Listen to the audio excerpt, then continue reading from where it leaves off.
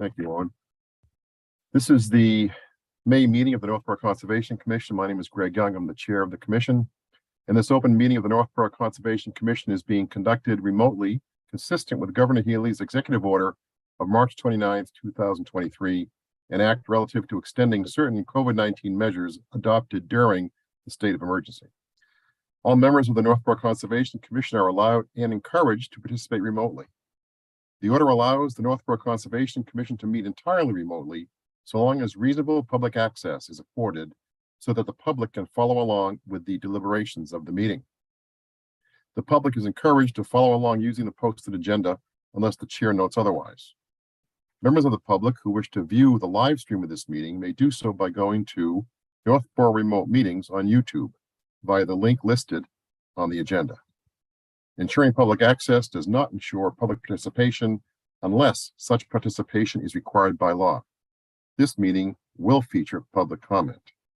Members, when I call your name, please respond in the affirmative. Dan Clark. Here. Justin Dufresne. Here. Todd Helwig. You're muted, Todd. Here. Very good. Staff, when I call your name, please respond in the affirmative. Vincent Vignali. Yes. Owen Jones. Here. Very good.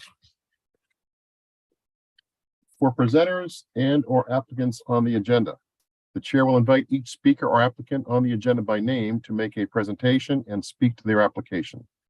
Participants will provide their full name and hold until the name is called. Each speaker will be asked to mute their phone or computer when not speaking and to speak clearly and in a way that helps generate accurate meeting minutes. Those responding will be asked to wait until the floor is yielded to them by the chair. Speakers who wish to respond to the comments of others do so through the chair, taking care to identify themselves. Each vote taken by the commission will be conducted by roll call vote.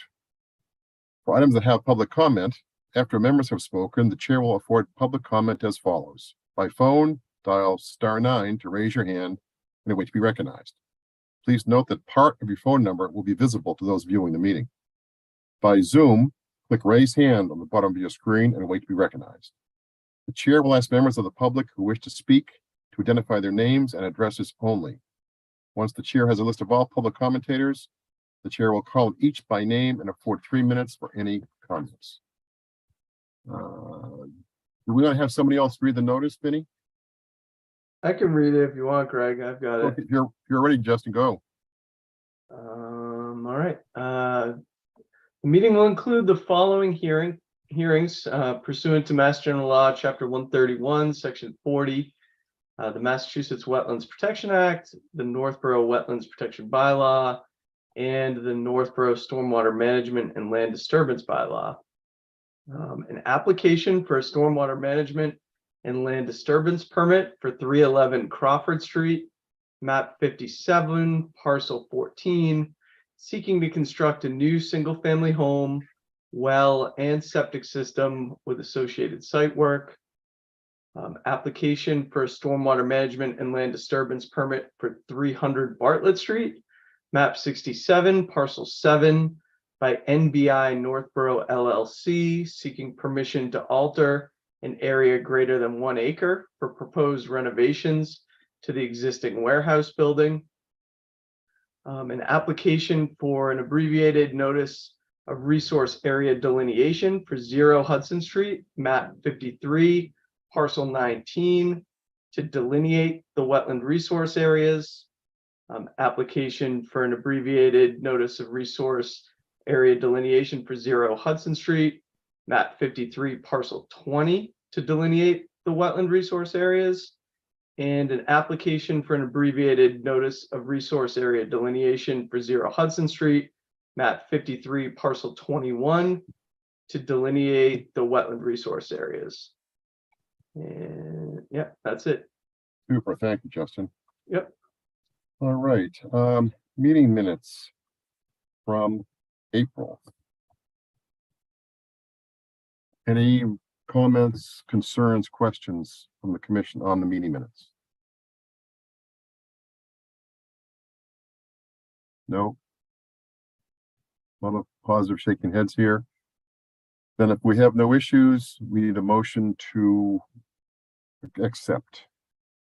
I will move it. I will make that motion. Second, Seconded by Justin. All in favor, a roll call vote, sorry. Dan Clark, Yes. Justin Dufresne, yes. Todd Helwig, Yes. and I vote yes. All right.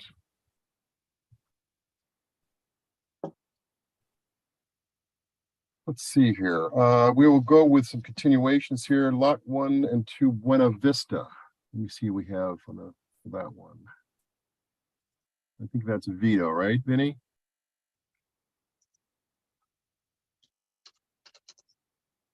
And Mr. Heckman. I think that's it. There's a hand up. There's Vito.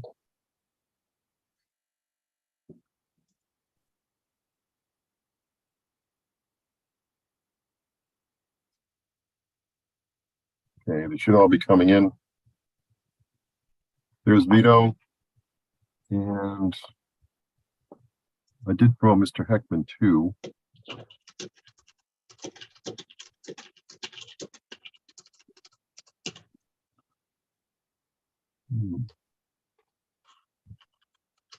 Oh, is Mr. Heckman out there with you? He is in the panelist area. He is? So It looks he's like in- he's here. Okay, all right, let me expand the view here. Okay, good.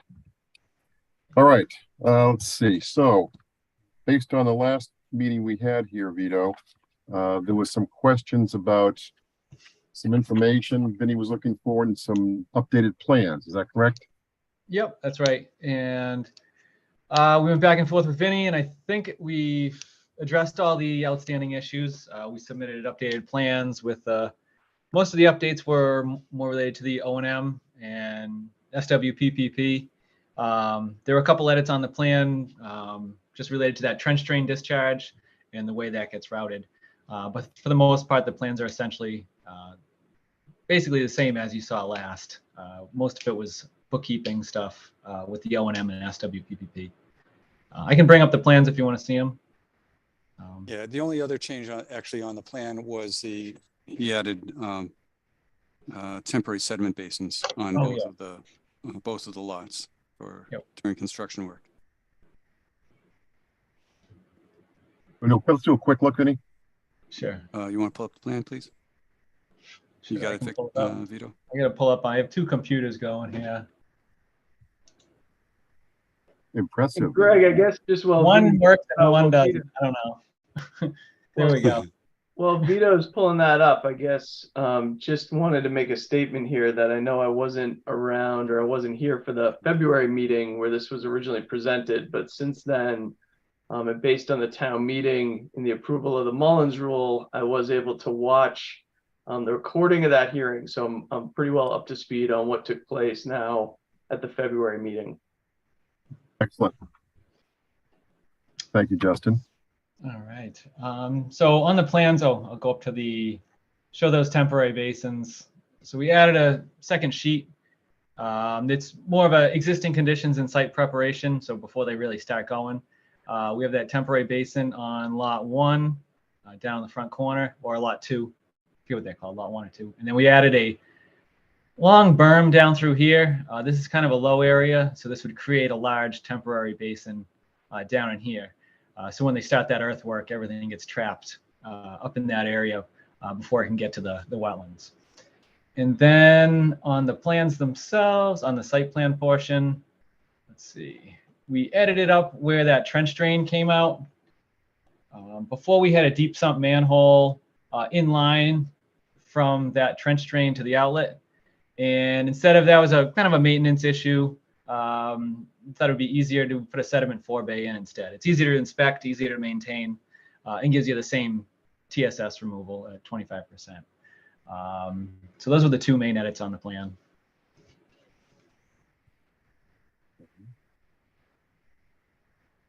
That's right, and that all looked good to me. They adjusted some of their grading and worked some of the areas along the driveway on I think it's the southern lot, the one on the bottom of the page. So they got that swale squared away, so it goes down into the basin well.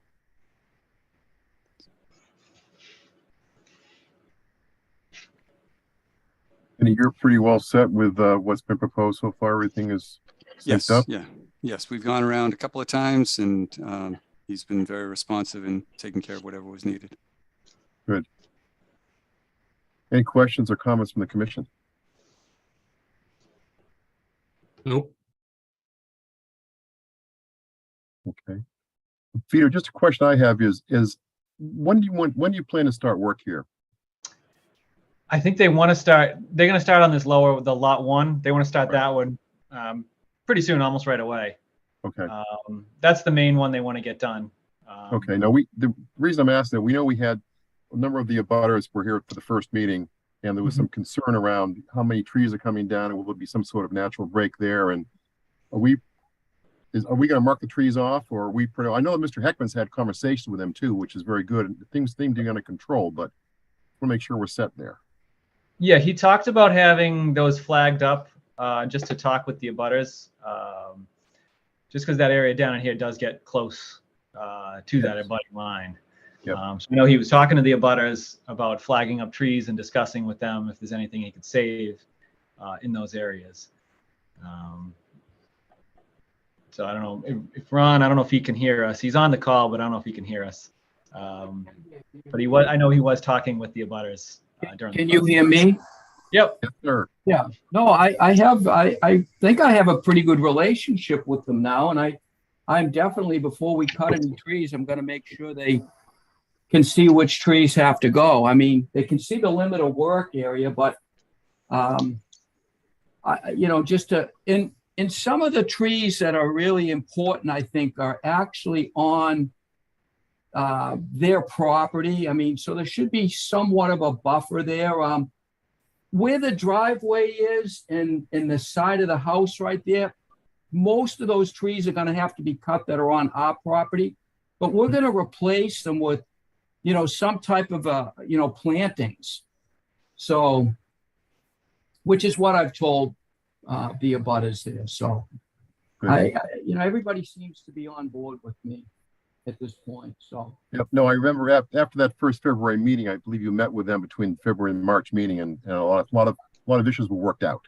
I've walked the property and with not all of them, but anyone that wanted to walk it with me and discuss everything with me, we've done that together. So I think we're in pretty good shape. I'm going to live in that house, so I have to, I want to make sure I have happy neighbors. That's a good idea. Yes, it is. Yeah. Okay, super. Let me check and see if we have any public comment here. I don't see any hands up.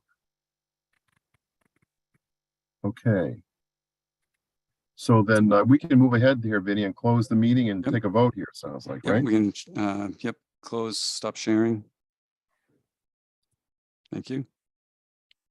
Okay, so we're looking to close the hearing on lots 1 and 2 Buena Vista Street. Excuse me, and it's hearings and for the notice of intent as well as for the land disturbance permit. Correct. So there's Yeah. 2 for each. Todd, you're muted. I made the motion too. We had to read lips for it, but that's okay. We're good. I gotta stop yelling at my kids when I'm muted. Otherwise I just keep the thing on. Is there a second? Second. Seconded by Dan. Roll call vote. Dan Clark, Yes. Justin Dufresne, Yes. Todd Helwig, Yes. and I vote yes. Hearing is closed. So now we're looking to issue an order of conditions and a stormwater management and land disturbance permit for lots 1 and 2 Buena Vista Street. So moved. With- You're taking all the fun out of this. You're doing it Well, all. there's no special- No special conditions here, Vinny? I didn't note any. I don't think we needed any. I mean, it's the regular special conditions sections, the exhibit A, but nothing extra. Okay. So Todd made a motion. Is there a second? Second. seconded by Dan. Vote, Dan Clark, Yes. Justin Dufrain, Yes. Todd Helwig, Yes. and I vote yes. Okay. Peter, you're good to go. Mr. Heckman, thanks for your cooperation and support with the abutters. Makes things a lot easier for sure. Okay, thank you. Good luck. Thank you. Thank you. Okay.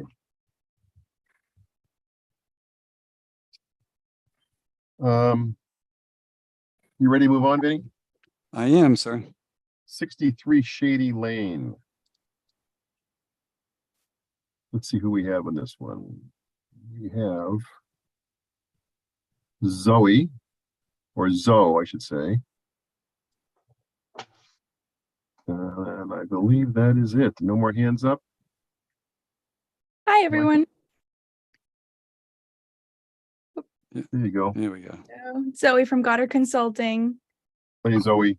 Hello. Okay, so continuation from last month. We had a couple of items outstanding here, yeah? Yeah, we just had a couple and they submitted, most of them were associated with just getting things onto the survey, the stamp plan. And it appears that they have done that. And Zoe, can you pull up the plan for the commission to look at? Or do you want me to? Yeah, I can do it. All right.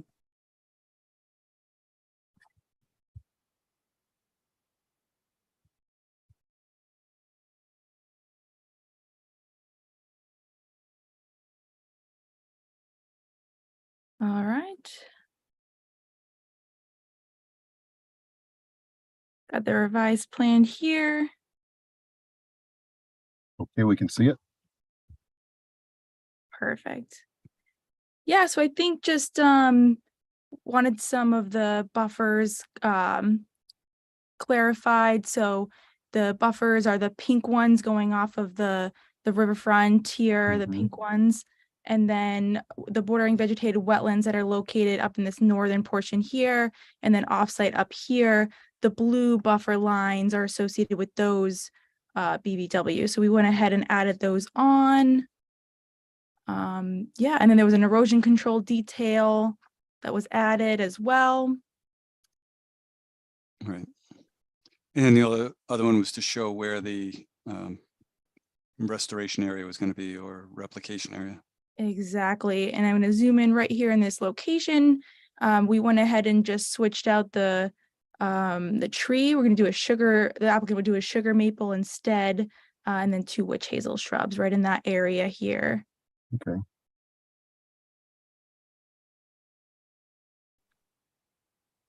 And that And was that's all. the only replication work, right? Is there? Correct.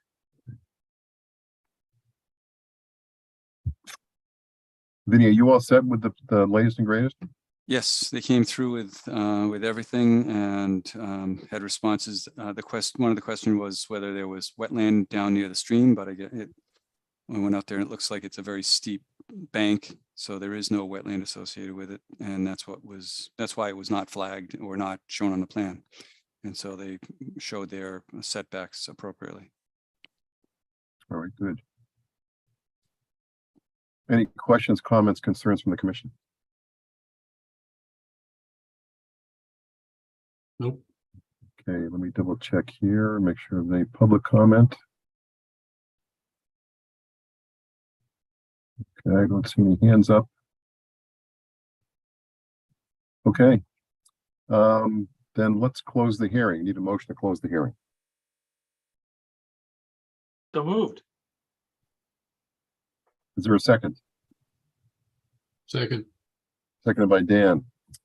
Roll call. Dan Clark, Yes. Justin Dufrain, Yes. Todd Helwig, Yes. and I vote yes. Hearing is closed. Now we need a motion to issue an order, and I will not take the fun away, Todd.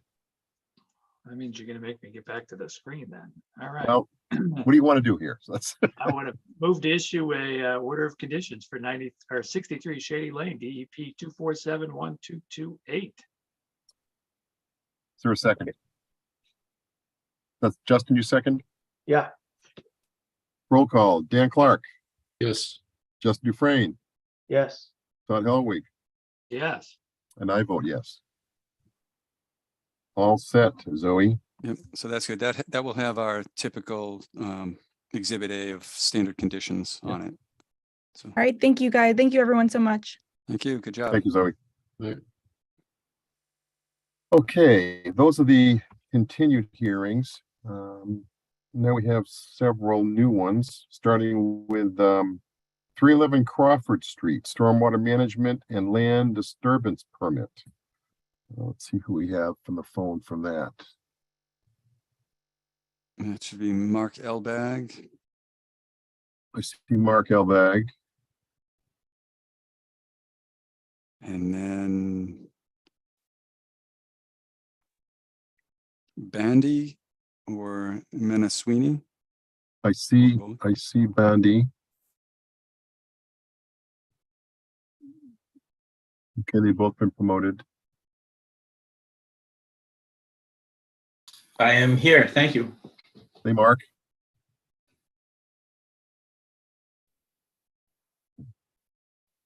Whenever you're ready, just say the word. I will do that. I'm looking for Bandy. I got Bandy, but I can't seem to promote her.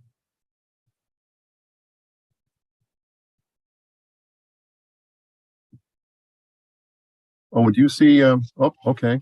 Here we go.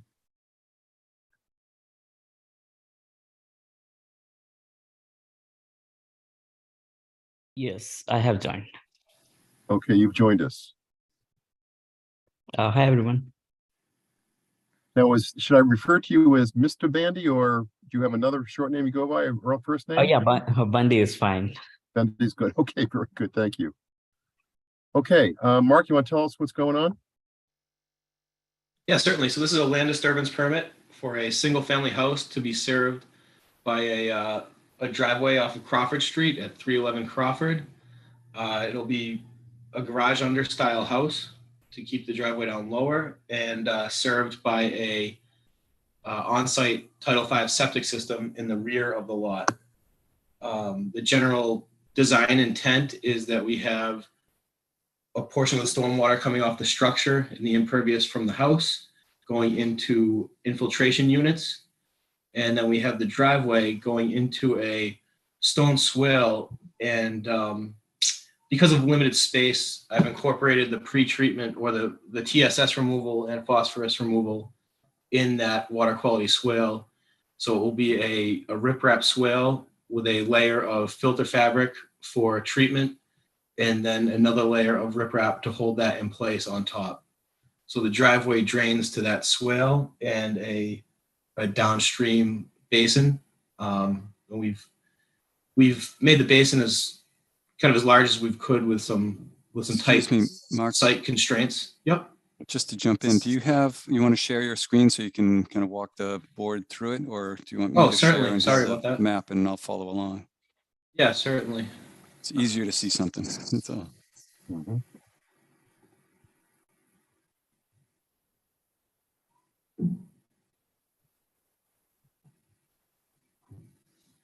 Okay, we can see it, Mark. Can you see it? Yep. Yep. Now, just So- to set the table a little bit here, this is off Crawford Street, and it's a it's on the left-hand side of Crawford Street as you're leaving town. Yes. Fairly steep up there, and there are 3 lots, correct?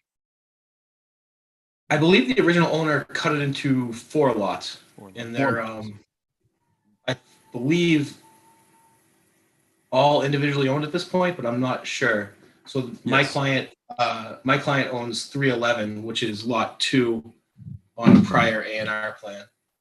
And yes, it's about 1.2 acres in size, relatively steep slopes throughout, with some real limited options on how we treat the stormwater runoff. Yep. So, Okay, good. Thank you.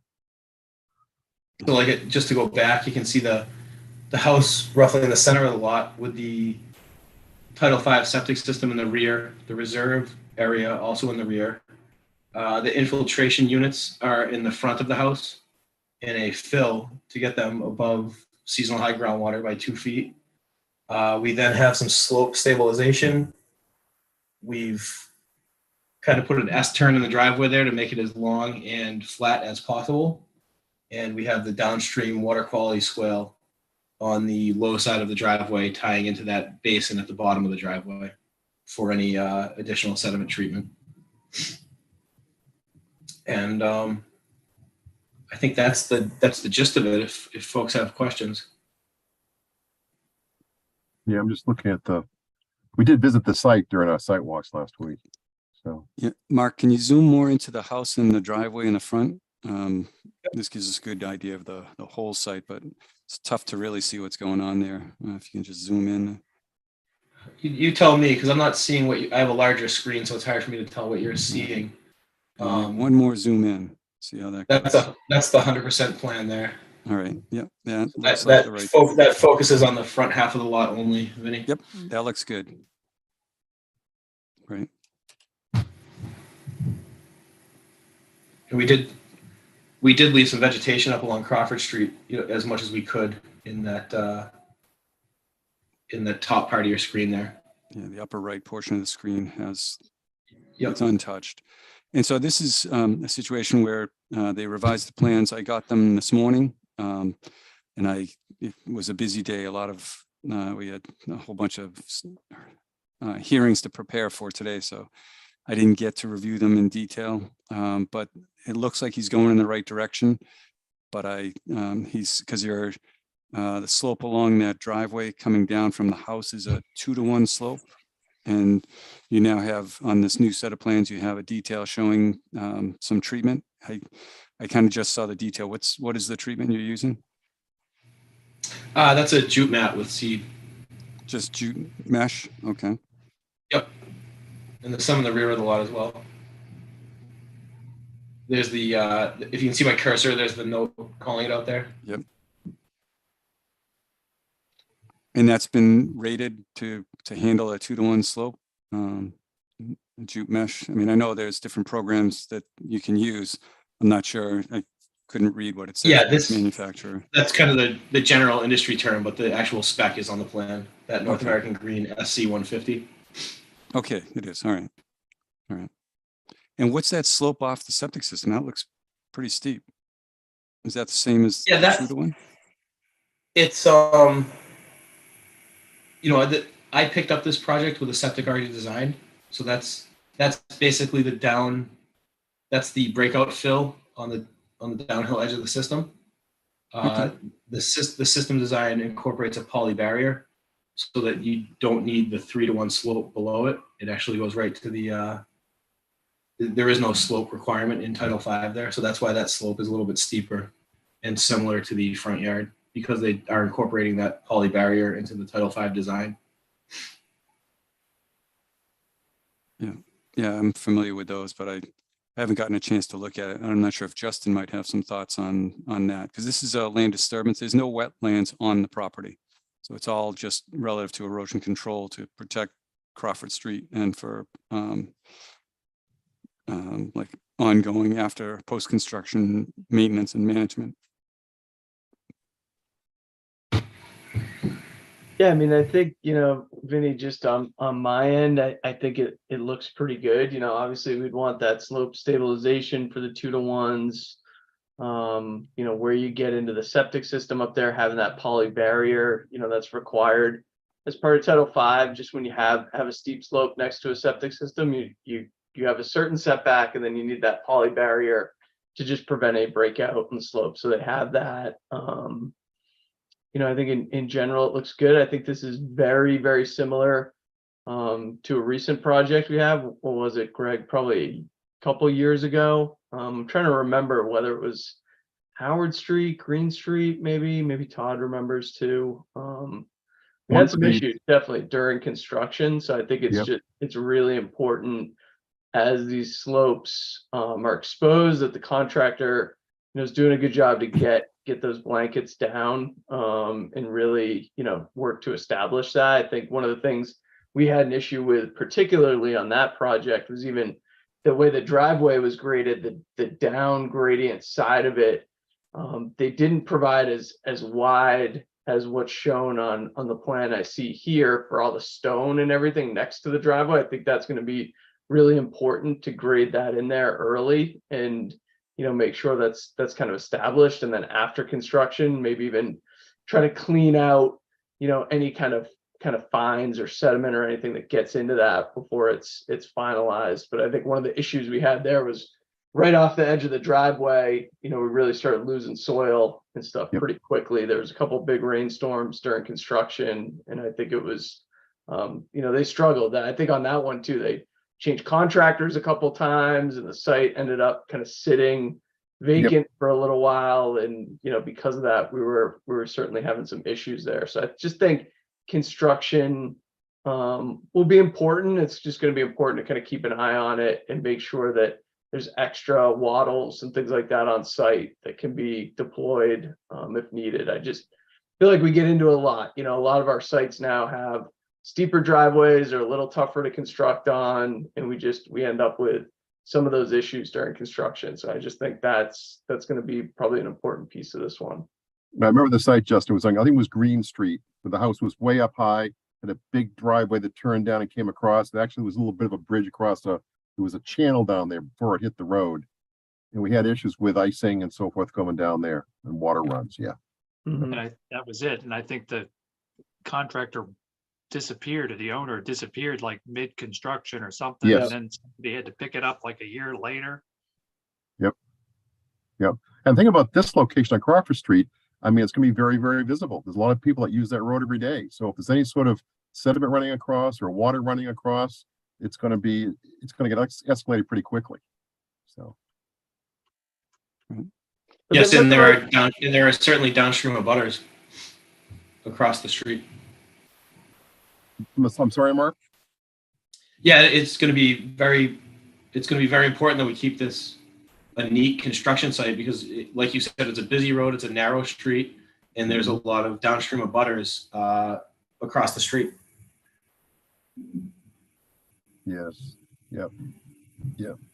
So I guess, Mark, my question to you would be, in layman's terms, are you comfortable that what you've got in place here to manage the sediment and the erosion control is going to keep Crawford Street clean and water free? Yeah, I mean, from an engineering perspective, we've kind of taken out all the tools in the toolbox, if you will,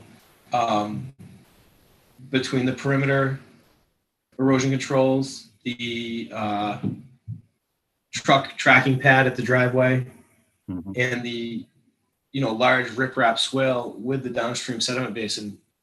That's, we've really kind of have a lot of safety there, and but it still is going to be imperative that the contractor keep up with it, do a good job, and manage this thing as it is opened, which Has is the contractor been selected and yet? that's covered more in the stormwater report than it is the plans, if you will. Do you know if they've chosen a contractor yet, Mark? I do not want to speak for the owner. I don't know if this will go right to construction or if this may possibly go for sale. I don't want to, I think it's unknown at this time. But currently, we're in the process of trying to secure all permits for a building permit to have a buildable lot here. Okay. All right. Vinny, question for you is that on the land disturbance permit, can we put in, or is there a stipulation that they are already about similar to an order of condition where you can inspect erosion control devices prior to construction or prior to land clearing? Yes, that will be one of our conditions. I think that is already a standard condition, but I can confirm that. Okay. Any questions from the commission? Any more questions, comments, concerns?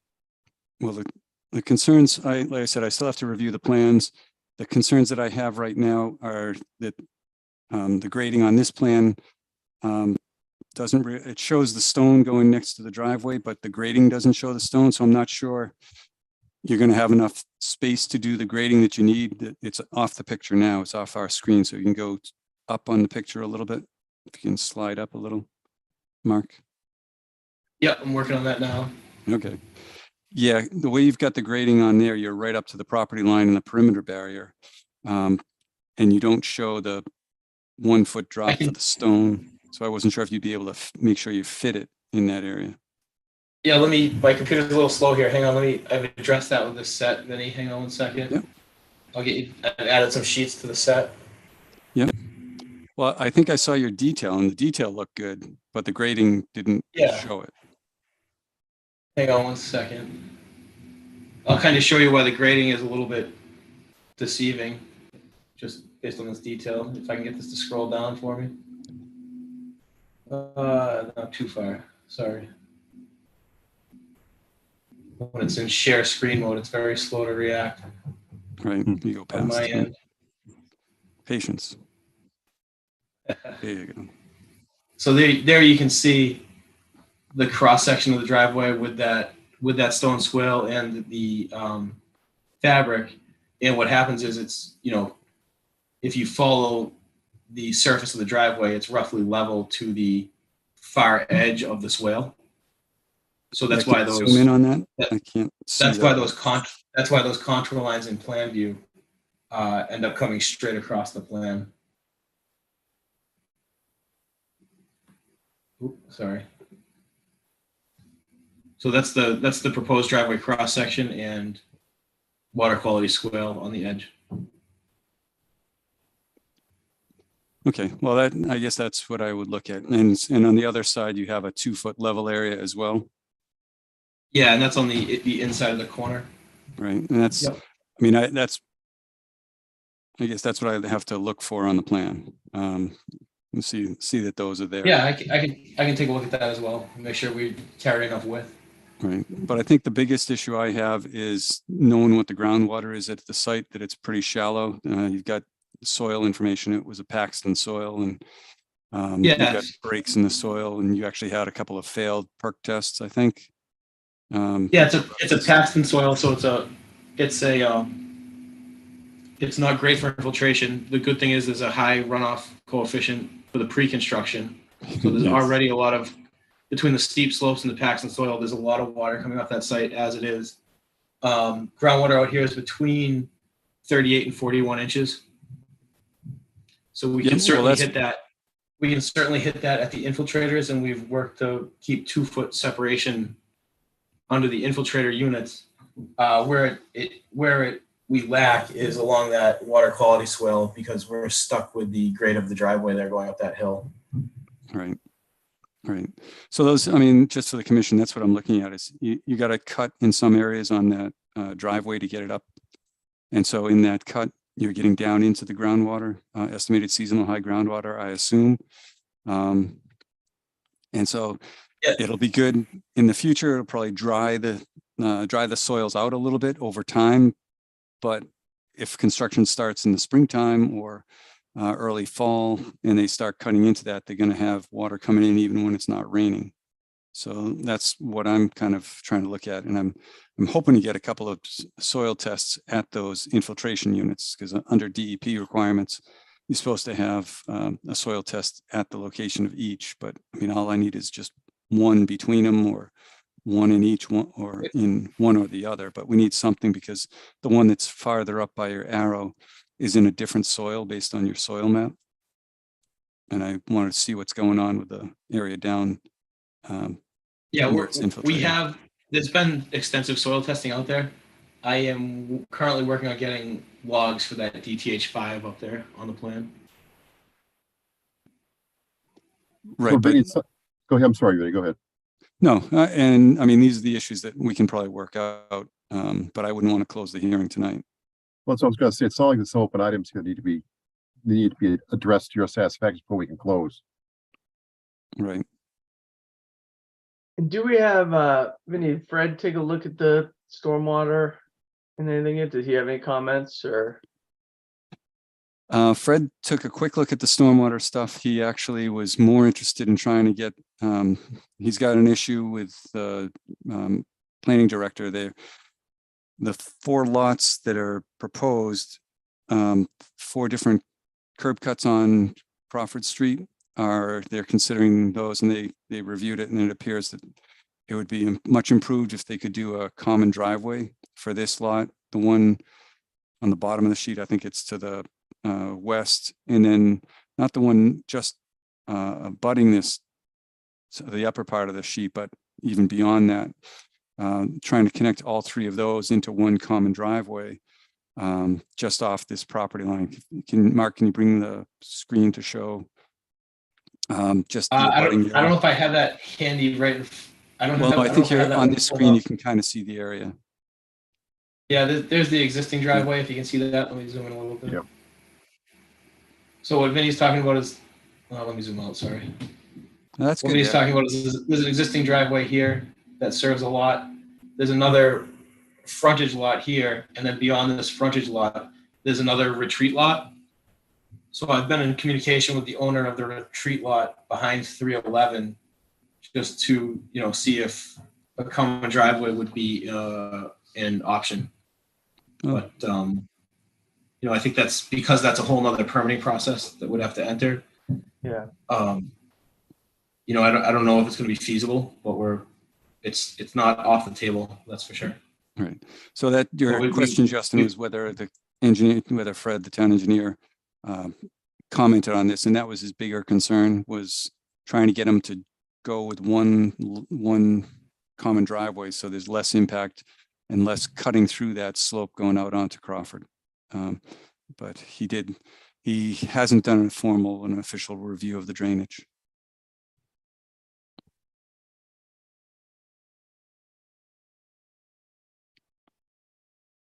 Vinny, it so I sounds like there think- are some open items here still. What's that? It sounds to me like there's some open items here still. Yes, I believe there are. Okay. So what would you need to get in order to have all the information you need? Well, I have to review the plans because that's Thank you. the top priority. But the first thing just off the top, what I would be looking at is soil testing in the infiltration areas, and some documentation of how you're going to get the 90% TSS removal. I know you said you're going to have a filter fabric at the bottom of the swale or under the stone in the swale, but I'm not sure where DEP allows a 90% TSS removal for that. So I'm looking for some reference to the DEP stormwater standards of treatment, your treatment train, that checklist, that Excel spreadsheet. Yeah, in this case, it would all rely on that water quality swale for all the treatment. And even here, it doesn't truly meet the specifications for a water quality swale just because of the slope. So Right. we can look at other options to either meet or get closer to the 90, but I think the other options get us into more kind of gray infrastructure, if you will, as far as catch basins and piping. And I think bringing everything to a single point discharge through piping and catch basins might not be the answer here, being that it's a single family house with no downstream drainage to tie into. Right. Maybe so. I agree with Mark on that, and he has provided a good set of plans. From the commission's standpoint, what are your thoughts as far as under the land disturbance permit? It notes a requirement of 90% TSS removal. It can be waived by the commission. And I don't know that this meets the DEP standard design of any of the BMPs, but it might be the best we have or best we can do. Because it is just a single lot. That's exactly the design intent. It does not meet the specifications for water quality swale, but it's as close as we can get it here with the limited space and the steep slopes. What are the commission's thoughts? I mean, my personal thought is that, we just try to get as much as we can. I mean, that's how we've kind of always looked at single family house lots, especially, for well outside of wetland boundaries and jurisdictions, is trying to infiltrate the roof area, get what we can there, manage, flow off the driveway and not create, an issue or point source discharge somewhere that there's not one today. And I think, even if you do look at the stormwater management regulations, when you start to get into things like larger basins and things like that, it's really focused on single family developments that are 5 lots or more, and so when we're looking at one single family house lot, it's kind of, we try to do as much as we can. We try to look at peak rates existing versus proposed, making sure that we're meeting that, but really, trying to be reasonable here with what we can fit into a site and what we can get. So I think for something like this, at least my personal opinion is trying to just control the water as much as we can, utilize some of our lessons learned from some of these other sites that we've seen during construction, and just try to kind of fit in there what we can fit. It's really kind of, I think, the approach we've taken in this one. I mean, the good thing about this one is we don't have, big, large wetland system or something kind of sitting at the bottom of it that we're worried about getting sediment into. It's really controlling the sediment, making sure it doesn't get on the road or obviously blow across the road onto a neighbor's property or something like that. And I think a lot of that is going to have to be controlled during construction. So I usually would think about it, in that regard, that if it's a single family house lot, not really typically controlled under the regular Mass state stormwater management standards. So it's really kind of just trying to get as much as we can out here and minimize, disturbance and things during construction or issues during construction. Okay, thank you. Any more comments, Dan or Todd? I guess one question or concern is, it sounds like this is the first of 4 developable lots that might happen. I was just wondering what's the cumulative effect of all these. So if we do the best we can on each one and add them all together, what happens? Well, that's generally the concern. According to the typical codes for towns and state law, if you have a by right lot on an existing street, you can build on it. So there's not any requirement for stormwater treatment. In Northborough, there is a requirement under this land disturbance for more than an acre of alteration combined that they provide some treatment or provide treatment of the site. And typically that's done the same way that the previous Buena Vista Street project was developed. They have a house driveway and they put it into a rain garden type of system basin. They had a similar situation here with as they do here on this one, with a swale. They had a grass line swale on theirs that goes down into a rain garden. This proposal, it's a tighter, steeper, actually poorer soil situation. So it's more difficult than that. But generally the idea that Mark actually noted is, it's true, is that because when it's worse soil, steeper slopes, there's more natural runoff coming off when it's wooded, so that they don't have to slow down the amount or reduce the amount of runoff as severely. But they still need to reduce the amount of runoff under our Northborough bylaw. So what he's doing is trying to do the best he can with what he's got. I'm not sure if it's a possibility, even though they're trying to save some of that area in the top right corner, to put in an interim basin in that area, like a basin that's comes with the flow from around the corner. And then you have the basin that you are proposing right now at the lower end. So you may need to put in 2 basins to get more improvement. But those are things that I was thinking of talking with Mark about in the project as in the comments that I make. Okay. Vinny, my question here is if this discussion is going on about switching to a common driveway, wouldn't that change a lot of the design we're looking at here and how we approach the water management? Yeah, absolutely. Right. When do we think those? Then if you'd like me to chime in. Sure. Jump in. So my client isn't the controlling party on the common driveway. there is no real space on this lot to give for a common driveway because everything's taken up by septic system or house footprint. So my client would be seeking rights over a butter's properties for that common driveway. And it's not a dead issue, but we also want to be able to secure a building permit. So I think we would want to push forward with this as designed, regardless of the outcome of the common driveway talks, since we are not the controlling party. Yeah, Who in is the controlling party?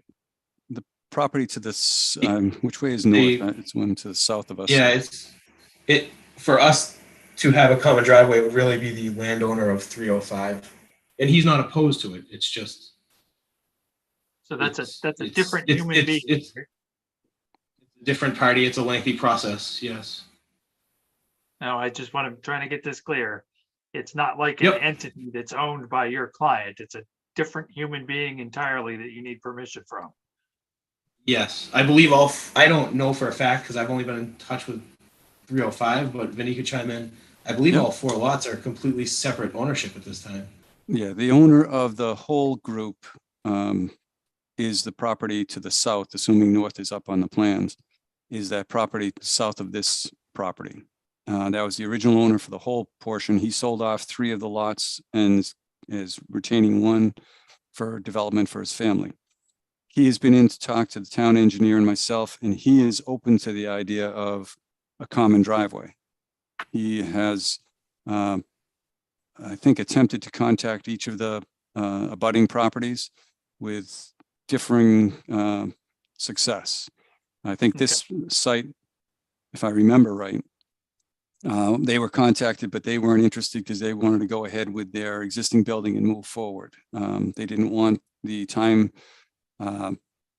limitations of going through a special permit for a common driveway, which is understandable. Yeah, But and they I think did they're approach them. entitled- As Right. long as it's in separate ownership, I think they're completely entitled to ask for what's shown on the plan without waiting on somebody else to, they don't need their neighbor for this.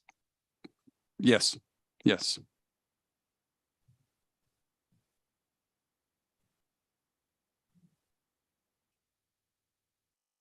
But even then, So- it seemed like there's still homework to be done. Yeah, there is. Well, Todd, we just still- my But- question.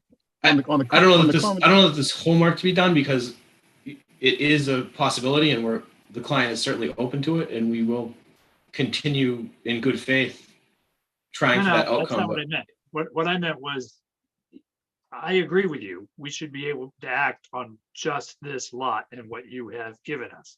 But even with what you've given us, there's still some questions to be answered.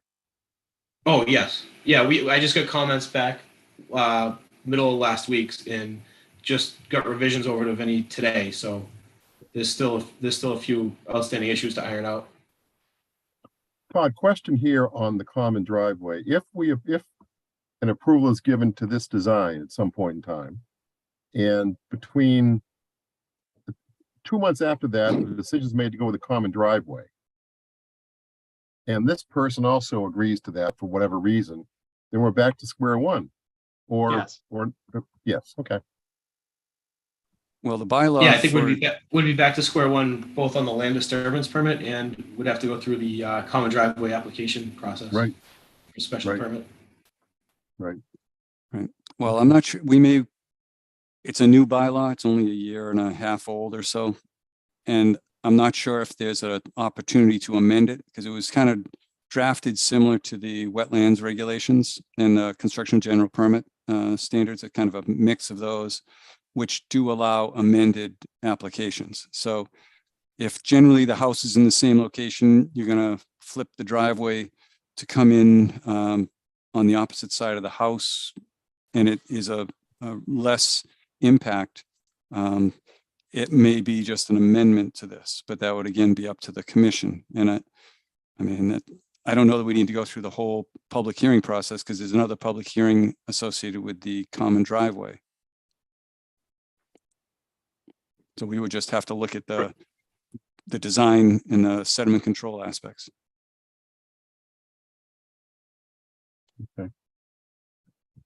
All right. Well, it sounds like there's more work to be done here, Vinny, on this one, right? You need some information from Mark. Vinny, you're muted. Yes, I was yelling at my family. Okay. Seems to be a common thing going on. Todd's done it. You've done it. Justin's up. Dan's your turns after that too, so we're fine with that. So I think we're probably gonna continue this till the June meeting. Which is June 12th. And we will probably, I would guess, get all of the homework questions answered by then. The common driveway one, probably not, but we'll deal with that at that time, I guess. Right. I'm pretty sure Mark has been really responsive to whenever I get the comments out to him. So we'll be able to get everything addressed before the next meeting. Good. Okay. Thank you, Vinny. And thank you, folks. All right. We need a motion. Move to continue to June 12th. Is there a second? Second. Second by Dan. Roll call. Dan Clark, Yes. Justin Dufresne, Yes. Todd Helwig, Yes. and I vote yes. Thank you, Mark. and we'll see you in June. You'll see you in Thank you. June. Thank you. All right. Mark's going to stop screen sharing here. Leave now. Here we go. All right. All right. We have 3 ANRADs here for 0 Hudson Street, lot 19, 20, and 21. And who do we have on the phone from that? I I don't, don't see anybody. I did see your note today. Just as a quick update, this is the property that's been around for a while. We had an open order. An NOI was open for a long time, close to 2 years. We ended up closing that down several months ago. There's since been a refiling with 3 ANRADs for the property. Vinny and I walked it and had some issues and questions with the markings, to the point where we found several instances where there was skunk cabbage growing 20 feet outside the wetland markers. So Vinny's been in touch with, I'll let you finish, Vinny, do the update there, where we are. yes. So I sent comments to Ecotech, who is their wetland specialist on this one. Mhm. And they said that they've been out and have looked at the conditions and have revised their line, and will get that to us for the next meeting. So Okay. they requested a continuance. We should make sure we walk that again for the next meeting too. Yeah, once they get the flags up, because the other thing about the walk we did, we could only find a handful of flags. Oh, there were, So- there were flags from different markings, different times, and it was very, yeah, very, very confusing. So we're going to continue all three, and you're all familiar with the property. We know it when you're around here before, so. We need a notice to continue. I move to continue all 3 of the 0 Hudson Street and RAD applications till the next meeting. Is there a Second. second? Seconded by Dan. Roll call. Dan Clark, Yes. Justin Dufresne, Yes. Todd Helwig, Yes. and I vote yes. You know, with the limited quorum we have here tonight, I mean, any second has got to come from either Dan or Justin. That's it. There's no other alternative. I can't do it. Sometimes So I it's- just keep an eye if Dan's not muted. I just let him go with it. We can So, go take a turn or go from there. So, all right. 300 Bartlett Street, stormwater management land disturbance. This is the FedEx building on Bartlett Street. See, we have Yes. anybody here for that one? Peter Yes, Ellison might Ellison be. is here. Okay, yep. Promote you to, Peter's being promoted to panelist. any moment now. Good evening, members of the commission. Hey, Peter. How are y'all doing tonight? We're not doing badly. Speaking for myself, we're doing okay. Okay, we have some family issues being taken care of, but we're good. Everything's good so far. So. I did hear that. Yeah. I have a 2-year-old and a 2-month-old upstairs, so I'm trying to stay as quiet as possible over here. There you go. Yeah. Okay, you have a plan to show us, or? I do. Yep. I'll bring that up.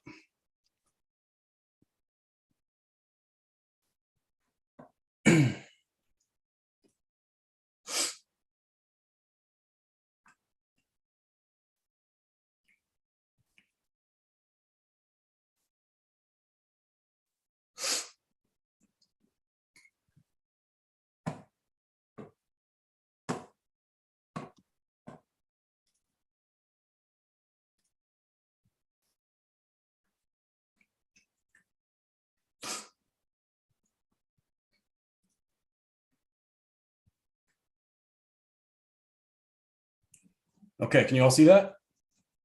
I Yes. can see it, yes. Okay, terrific. Again, my name is Peter Ellison. I'm a civil engineer with TEC, and we're representing NBI North Partners Associates LLC for this property at 300 Bartlett Street. Like you said, this is currently occupied by the existing FedEx trucking facility. It's FedEx Freight. The purpose of this project is to expand the existing facility. What's currently out there is, one trucking terminal building with 56 loading docks. This project proposes to expand that use and add 20 additional loading docks to the south of the building here, as well as a 1,000 square foot break room pod for the employees. And then separately from that building, there would be a detached maintenance shop that's being proposed. That's about 11,000 square feet. That structure is meant to be used for maintenance of the existing FedEx fleet vehicles only. The layout of it is within the existing impervious area. There are overhead bay doors on both sides of the shop building so that they can pull in their larger trucks, tractors, delivery vehicles, things of that nature into this shop building on both sides. This entire site is sloped from the right of the page to the left. There's a low point through here with existing catch basins. That's kind of what triggers the most land disturbance on the site. Again, this is all within the limits of the paved parking lot that's out there today. But in order to construct this maintenance shop with a flat floor for the maintenance of the vehicles, we need to cut into the existing pavement. We need to increase the slope on this right side from about 2.5% existing to 4 to 4.5%, and then the same kind of process on this side. Separately from the expansion of the buildings, there's some modifications proposed to the parking lot.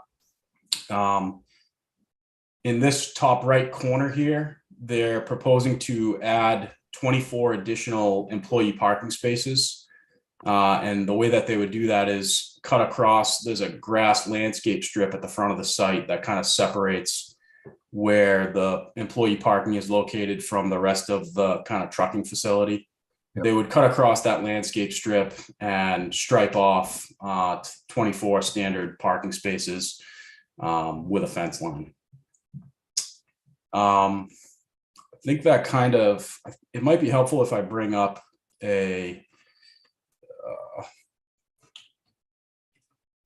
just an aerial image so that you all can see what it looks like existing from above. So this site was originally built, permitted, built around like 2010, 2011. At that time, they had planned for this future expansion. As you can see, this area here was always kind of foreseen as the expanded freight building or the trucking terminal building. They even went so far as to pour these concrete pads to be used in the future. So that's where those 20 loading docks are proposed. And then that maintenance shop is proposed just south of the existing fuel canopy, fuel bay, right here. It's about 11,000 square feet. So it does fit kind of nicely into the existing site.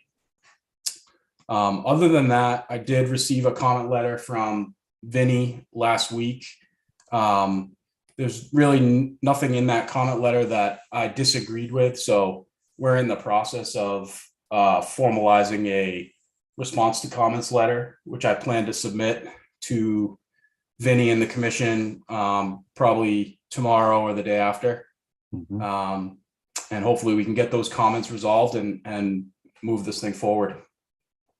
Now, there's also a question, I think, around about a notification, correct? Yeah, so what happened was probably two weeks ago, I would guess, we sent out abutter notifications via certificate of mailing. Yep. And when Vinny issued his letter, I responded right away and said, I think we might have an issue with the notifications because Vinny was looking for the green cards to be turned in. So as soon as we knew that we had made a mistake on our end, we did send out certified mailings with return receipts requested. And I did provide those to Vinny after the fact. Okay. All right.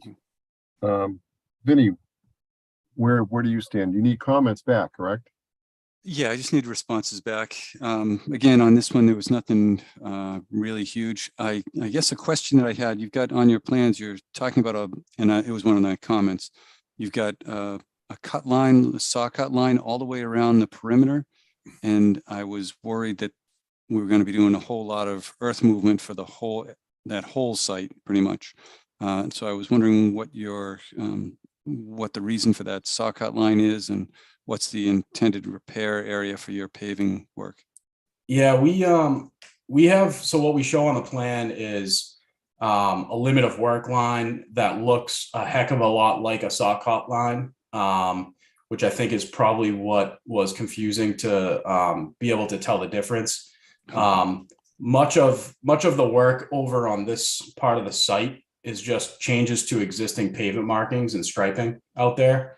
The way that it's parked today is at an angle parking. And what FedEx is proposing to do is just straighten these out and turn them into 90-degree parking stalls. So my interpretation is that changes to pavement markings and striping and anything kind of superficial like that would not constitute land disturbance that would be reviewed under the land disturbance bylaw. Yeah, restriping it wouldn't. I think what I was looking at was you had the block heaters, the new posts around different areas, and I wasn't sure how extensive those were and what the work associated with that was going to be, and that would definitely be considered alteration. Yeah, so these will be these are essentially just like kind of a pedestal that sticks up out of the ground with a plug to warm up the engines of the trucks. So these will be connected via trench construction. There's an existing electrical panel over here that we plan to tie into, and we'll saw cut across the main entrance of the driveway here, get back into the landscaped area, and then run the conduits to each of the block heaters along the landscape area at the edge. But to answer your question, Vinny, as part of our response to comments, what we're going to do is we'll provide a standalone plan that kind of better tells you exactly, where are we proposing full depth pavement, where are we proposing trench construction, and exactly where are we causing the land disturbance. Yep, that sounds good. Because actually, when I calculated the bond that's required, because this is a land disturbance permit, so there's a bond requirement, it got to be pretty steep relative. If you were just doing 25,000 or even just 40,000 square feet, it was based on that limit of work line, and that was, I think, 360,000 square feet. Yep. So yeah, we can get that resolved.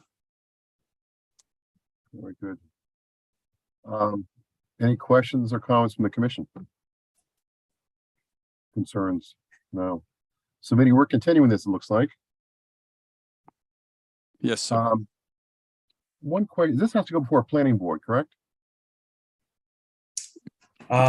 Think Because we did appear in front of the planning board last week, but that was as in an advisory. We were just seeking an advisory comment letter from them or a recommendation, because the zoning board of appeals is the ultimate authority on this application. I think what triggers that is because the terminal was constructed by right 10 years ago. There was no special permit issued for the use at the site. Since that time, the zoning has changed, and the expansion of the terminal does require a special permit. So now that triggers it to go in front of zoning board for review. All right, good. All right, so Vinny, you know what you're looking for the continuation, right? You need a couple of plans coming in, some calcs, I think. And yes. okay. All right, so we're going to continue this until the June meeting, it looks like, which is June 12th. And we need a motion. Move to continue to June 12th. Is there a second? Second. Seconded by Justin. Roll call. Dan Clark. Actually, Yes. Greg, quickly, just Yes, before sir. we move on, would there be any public comment on this one? I've been scanning. I haven't seen anything. Okay, I don't see any hands up or anything. No, okay.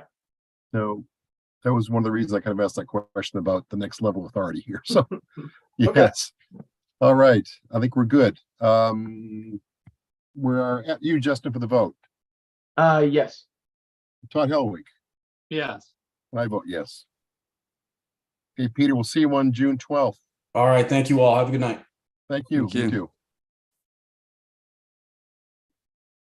All right.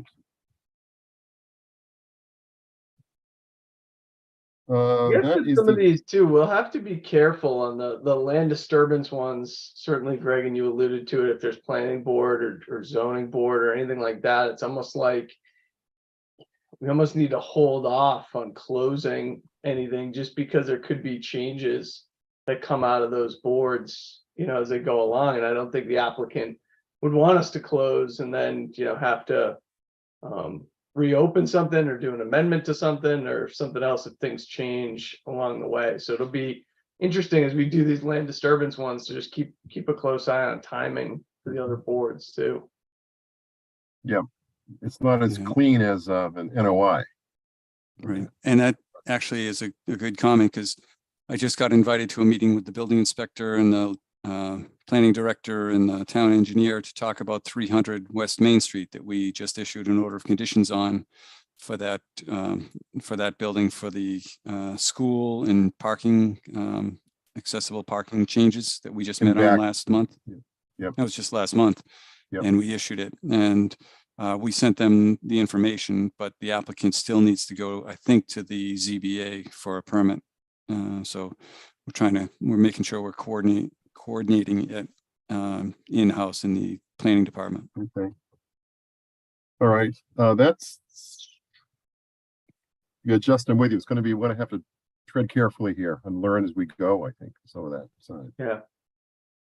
All right, informal discussions. Vinny, I would like to go to the violations next. I don't want Todd to have to run out here. Okay. So let's talk about, we'll come back to the other item. Let's talk about 210 Brewer Street. Okay. Really significant violation. I know we have some pictures here. I'm gonna bring some people in.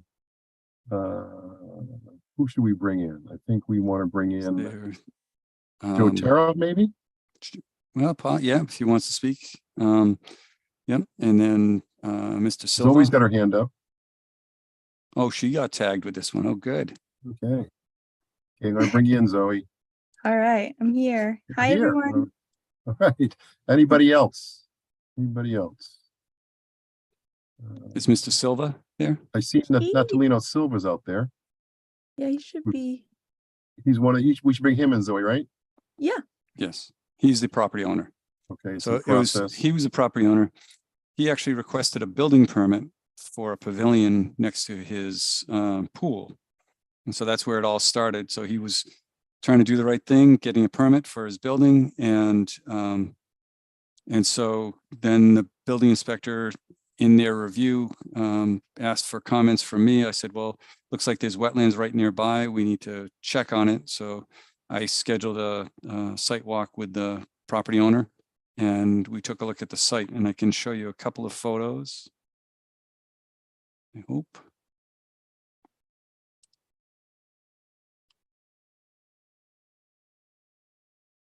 All right, can you see that photo of little fill in the foreground? And skunk cabbage. Can you see that? Yep. Yes. Okay. All right. So this is a corner where the fill has gone into a little section. I think the wetlands is probably somewhere along in this area. So there has been a little bit of fill in the wetlands. Backing off from this picture is, that picture was taken down there. This is a picture of the new patio, 6-inch slab for a patio, and the fill associated with that. So you can see where it goes down into the wetland, but you can also see some work clearing and kind of dumping a big pile of the brush into the wetlands over here, clearing this area here, and then off to this other side is a little bit more, more clearing into the wetlands that are over here. And that's looking this way from that slab. It was an existing pool with a concrete slab around it.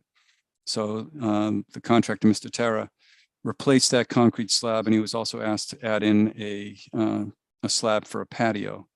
And so the removal or the replacement of the slab around the pool probably would not have triggered any problems. We probably would have just asked them to come in and put in some erosion controls and something like that. But what has happened is that this was filled. He used to have a garden in here, but it's been filled and they put a slab in place. So there's definitely work. This is probably about 12 or 15 feet from the wetland edge to the corner, whereas we have a 35-foot no structures buffer in the bylaw. And the 25-foot no disturb zone was already, some of it was already mowed lawn. So there was probably a 5-foot or so area that was natural, is what it appears from the abutting areas from like across the way here. So that was the situation. And I went out and talked to the owner. He was very responsive and stopped the work of what was going on there. I went out there with Diane and with Greg. And do you have any other comments you wanted to make, Greg? No, I mean, there's two areas of concern, right? One is this one here. The other one is the one beyond, where there was a lot of cutting down near the wetlands and also dumping into the wetlands. Do you have any photos of that, Vinny, from that side? On this one or the one in the back? Yeah, either one, that whole area there. I didn't pull those up onto my screen. Do you have any of those, Zoe? The wetland impacts here or the one up by 290? Because this property goes all the way back and goes up against 290. And there's some grass clippings, leaf dumping in that back corner where my pointer is on the picture. But this is a pretty big area of all the brush was pushed into the wetland here. And there's also some wetland impacts over at the point to my left. Okay. I have a map. I can pull it up on another screen, but I wasn't sure if Zoe might have something else. Hey everyone, yep. Zoe with Goddard Consulting. I haven't uploaded any pictures yet, but here representing Natalino Silva. I believe he's on here with us tonight. And we did actually go to the site for the first time today. We're working with Natalino. He's acknowledged the violations and he's moving forward with the required next steps to have this resolved. He knows to cease all work and is working to properly install erosion controls. And then we're already on track to schedule a wetland delineation existing condition survey, a site plan. The applicant intends to apply for an after-the-fact notice of intent permit with a restoration plan. And the applicant has taken immediate steps to address this violation by installing the erosion controls and ceasing all work, and he's been very responsive as well. That's what I Okay. have for this. And I think one other thing we wanted to request is, and it was mentioned in the violation notice letter, if the applicant could install a temporary safety rental fence around the pool area to protect people and animals from falling in the pool. So Who is the applicant? So is it Natalino Silva? that's correct. Yep. Okay. Should I bring him in? Yes, that would be great.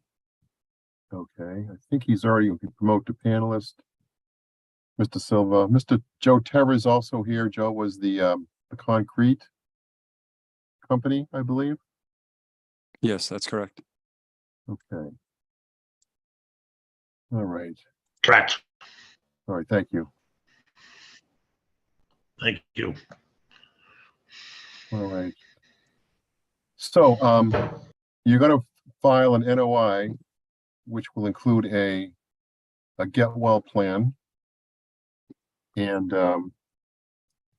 I guess approval to go forward, any more plans that they want to do with that property. That's correct. Yep. Okay, As along with the restoration plan. okay. All right, I mean, for those who haven't seen it, you know, if you haven't seen, it's pretty egregious. I mean, it's a pretty significant violation from my perspective. I mean, the wetlands have been filled in, at least in one location, maybe as many as 3. There's been if we look at what we would have approved had it been come to us, not much of what had been done would have been approved. So, we'll see what the plan looks like, but I'm interested in comments too from the commission. Right, so this is the situation, the existing house here, existing pool. Yep. And existing garden that's there. This area here where my little hand pointer is where they put the addition of the concrete slab for the pavilion. The little X's here, which I thought would have come out brighter, but there's an area of alteration for the brush removal in this area here, because this wetland actually comes up close to, if not onto the property line. This was the image or the location in that X where the wetland was filled for the expansion of the concrete. There was some alteration in this area as well and along this area. But then this other X right here, which is tough to see. Let me try to zoom in. So that's where in the photos are taken there. The picture in the distance is a pile of brush that was dumped into the wetland here. And then there was fill placed in the wetland, leaves and stuff. It might be the next door neighbor mowing or this mowing and dumping all their stuff down in this area, corner of the lot with wetlands adjacent to 290.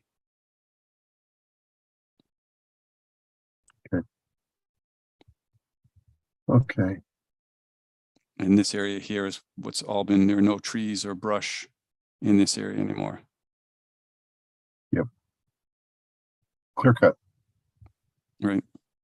It was a lot of bittersweet and a lot of invasives, but still needs permission. Okay. All right, that's the update. Any comments, questions from the commission? I know it's early in the process. So you've seen it. It's right now today too. So I guess I'm kind of want to see the, you know, I believe I heard her say that Zoe say that there was a survey that was in process, which would show where the violations occurred, you know, that kind of thing. Is that happening? Yes. So I guess I kind of want to see that. And then what the plan is before I get too, I don't know, make too many recommendations or thoughts on this. Yeah, fair enough, of course. Yep. Okay, Zoe, timetable, you talking next month's meeting? June 12th. To have it ready by next month's meeting. Just asking what your timetable is. It really depends on scheduling. Maybe I could send an email to confirm once we know for sure. Okay, well, to actually file the notice of intent would be, it would be due May 26th, the last Friday in May. I don't know that, I mean, if you can't make that, this is an enforcement action, so we're going to have you on the agenda no matter what. And if we could get a draft plan of what's being proposed, how this is going to be rectified, let me know what you're proposing for temporary emergency erosion controls and sediment controls in the perimeter. Contact me. I can either walk with whoever to point them out, or when you put them in, I can then verify them. We don't want to see any other activity, work movement, earth movement out on that site. I assume so. That's what I assume the commission would want. And does the commission want the fill pulled back out of the wetlands and then in the short term, or what is your preference? I guess I'll go. I want to edit my last comment, hearing that they don't. I want to see the giddy up on getting the restoration plan, and I don't want to have this dragged out. Do they need more? Is they looking for a CO or something that we can hold them up for? Well, I've held up the building permit for the pavilion because there's a possibility there. Well, it was constructed within the no structures zone, so it's up to the commission to decide whether you guys are going to have them rip it out and relocate it, even, or not even allow it to be built anywhere within the 35-foot zone. And then the other question is whether you're how much restoration is going to be acceptable to the commission. There's a lot, as Greg said, this is extensive impacts within the resource areas. Well, that's why I think they got to get us something next time, or it's going to be an enforcement and rip it out. And that's going to be my thought. Okay. Yeah, I'm with Todd. I haven't seen it in person, but just by the pictures in your description, seems to be a long list of violations that needs to be addressed immediately. Okay.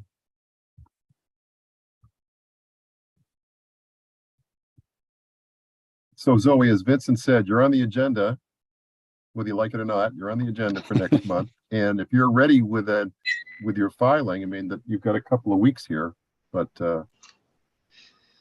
it does an enforcement action too, so it does give us some latitude in getting things done. So sooner the better. Sounds good. Thank you. So Vincent, can you hear me? Yes, yes, sir. Mr. Terra. Okay, so I mean, so I did look at all that. I didn't do none of the grading. I did not do none of the clearing. I did not backfill anything. So all I did was rip out that deck.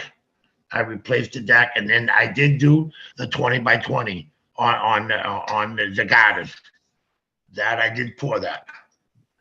But I did not backfill. I did not grade anything there. All I did was remove the loom. I got rid of the loom, and I just poured the 20 by 20 pad there. That's all I did. But I didn't do none of the clearing. I didn't cut no bushes down. I did nothing there. Right. All right. Yeah, you had mentioned that, and that's good. Right. The issue that we have is partially with the slab, because if you would check the Northborough regulations, there's no structures allowed within 35 feet of the wetlands. So that slab should not have been put in place without filing with the Conservation Commission first. And in the past, we've not allowed situations like that. So you may want to, in the future, be aware of the local regulations, because there are requirements under local wetland regulations for setbacks that have to be maintained. Yep.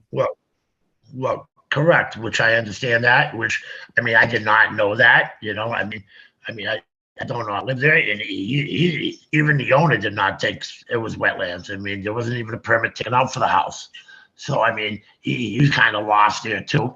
You know, we did kind of say, you know, I did kind of say, you know, we're kind of close to that stream. I mean, he didn't know it was wetlands, you know, and I mean, I didn't either, you know what I'm saying? I mean, just, you know, he didn't even have a plot plan, and he didn't even know it was wetlands there.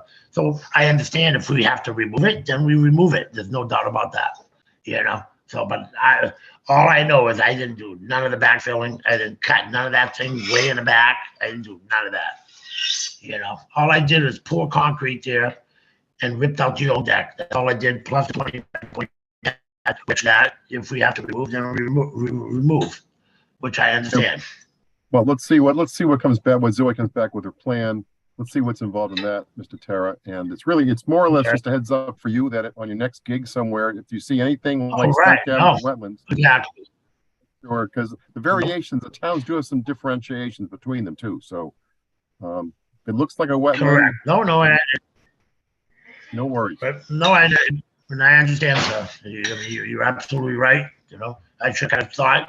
I mean, when I looked at the bushes and I looked at everything, I kind of should have thought twice about it too, you know, so I understand. Okay. Well, we are where we are now. We're going to have to try and fix it. So that's our focus on that one. Okay, that's fine. Thank you. Very good. Very good. All right. I don't see any hands up anywhere else. I think we're good here. Unless anybody else has a question from the commission.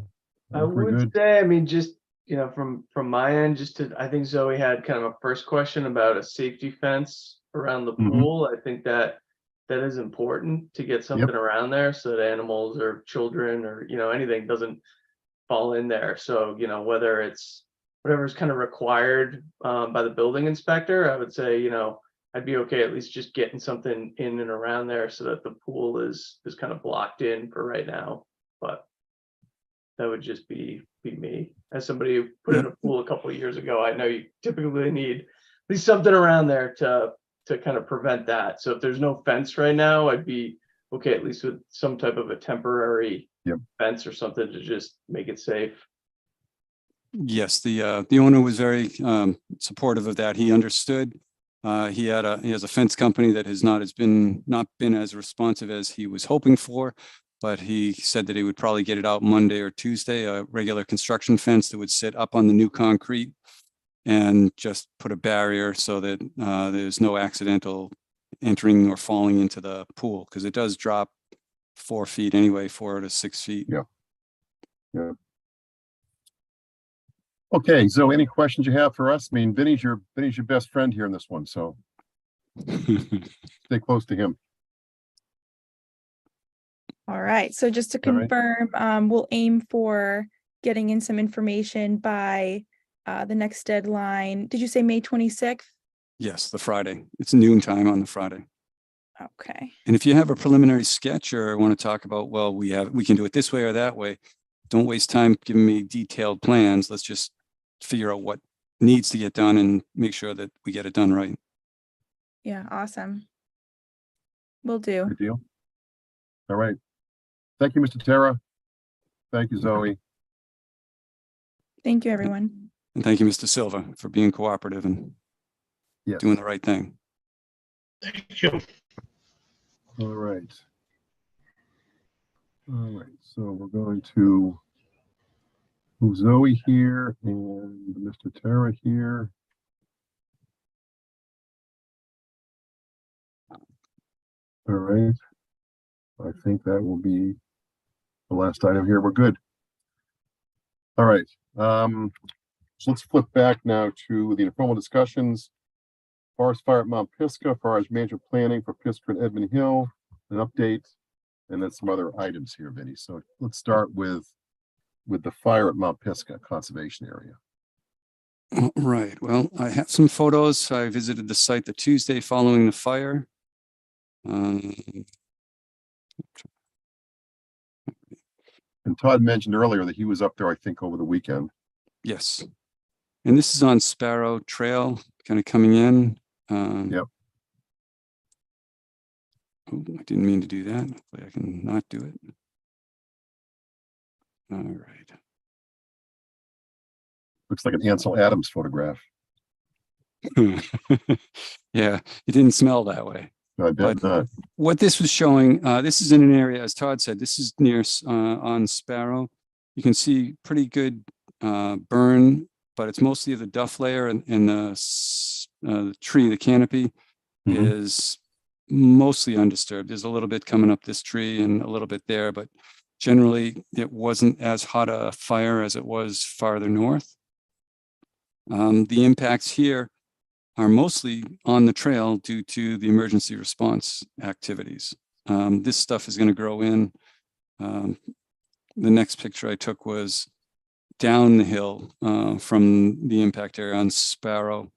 And this is just from hauling back and forth up the slope to get to where the fire was in the distance. So the impacts there were pretty extensive, but not really intense. And I contacted someone from actually the service forester, Chris Pryor for the region, contacted someone from Fish and Wildlife. And they replied that a fire like this, based on the photographs and the information they had, that the forest will recover within a year or so. Actually, this summer, they talked about having a better growth for some of the shrubs because there's less competition between some of the more invasives. But like the blueberries, they said would probably be better this year if the rain works out and everything else is equal, because the understory has been impacted. I guess blueberries are called fireberry in some areas. So it's not totally devastating the forest, which is what the fear was initially when you saw the photographs and all the smoke. It looked really terrible. And it is terrible, but it's not permanent. There's plans with the Trails Committee to go in and do some improvements to these trails to restabilize them, to rake in some areas and cover over some of the trails that were more degraded in some of the more impacted areas. But there's a process being set up, working with the Trails Committee to do that. In any of the areas where there are wetlands, they're going to be coming to the commission specifically with a plan or a sketch of what they're going to be doing. But they're now in the works of just kind of looking at what areas are impacted, what trails need to be repaired, and coming up with a plan to approach that. Okay, There's some good. talk of a new trail, but that won't happen without being submitted to the commission and being reviewed first. All right, good. Good. All right. Wasn't sure if there were any other questions or. No, I'm good. I was going to ask you the question about the jurisdictional piece, but you answered that. So. All right. Do they, how many acres was it? Do we know? Just They curious. estimated about 120 acres. Actually burned? Yes. Wow. Okay. I Yes. didn't realize it was that big. Yeah, it's pretty extensive. And I was hoping, I was digging around for a plan because I did see a sketch from the fire chief for his response efforts of the areas, but I haven't actually, I didn't have that. That was linked in an email that or a Slack, something in Slack that I didn't save, and it got erased. But I have not seen a map of all the areas that have been impacted. But it was estimated by the fire chief at 120 acres, 110 to 120 acres. Okay. All right, good. I mean, Todd, you said earlier, you said you were up there and it goes from the north view to the Yeah, south view. it basically stretches between the north view to the south view, and I guess it's east of the Berlin Road Trail. I mean, that's largely where it is. It's worse the further north you go, which is interesting. I guess they don't really know, nobody really knows where or how it started. Yeah. It's not the first time. I remember the south view catching on fire, I don't know, 15 really? years ago. I remember that because I can smell it at my house. we were on vacation and I was getting emergency alerts on the phone that there was a fire behind the house. So it was Great. You know, I've actually, my kids were young, so it's probably 20 years ago, hiking, and we came upon a fire right in that same area. So it's interesting because I see pictures like that, and I probably have a different perspective, but to me, that could actually be really beneficial to the forest. I know it doesn't look like it, but it actually can be very beneficial, particularly that type of forest, a very dry oak ridgetop. They're prone to fire anyway.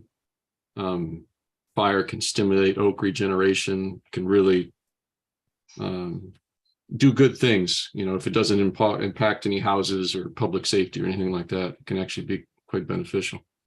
I think that's right. My concern, and I'm going to drop off here to go to the other thing, but my concern is, and this is going to be the segue, is from a PR perspective, it might be even harder to do a fire management or a forest management plan to convince people we need to get rid of trees when there's 120 acres of blackened earth.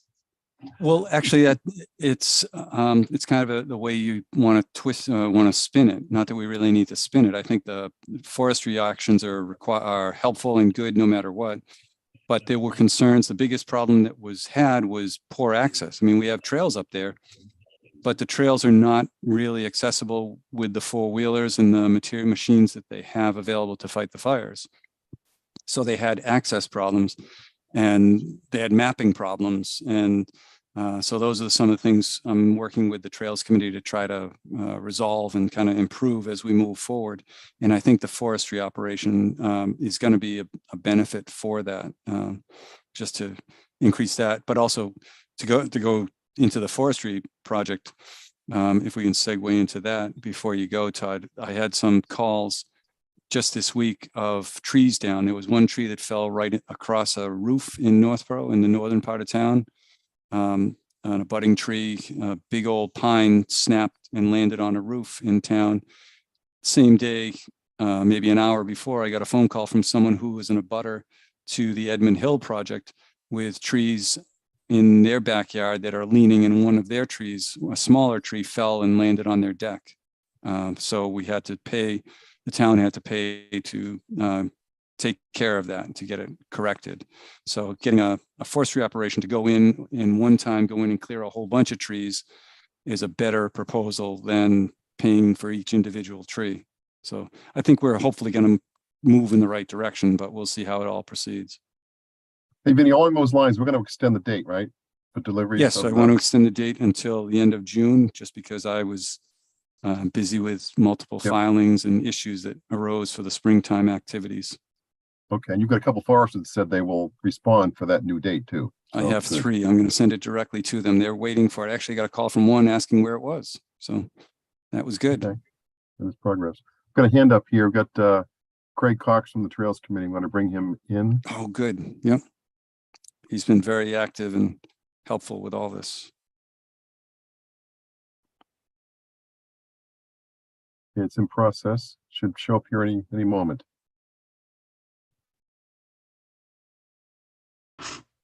Can you hear me while the camera is starting?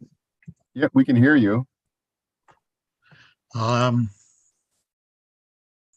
First time with this format.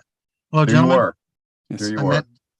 I know it's getting late, so I'll go quickly. I met Dan on a walkabout up on Edmund Hill. I had the pleasure of working with Vinny on the Pisgah situation.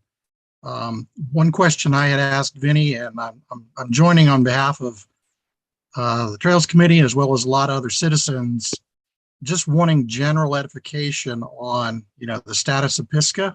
I think that's been addressed here. And so that segues to the other part.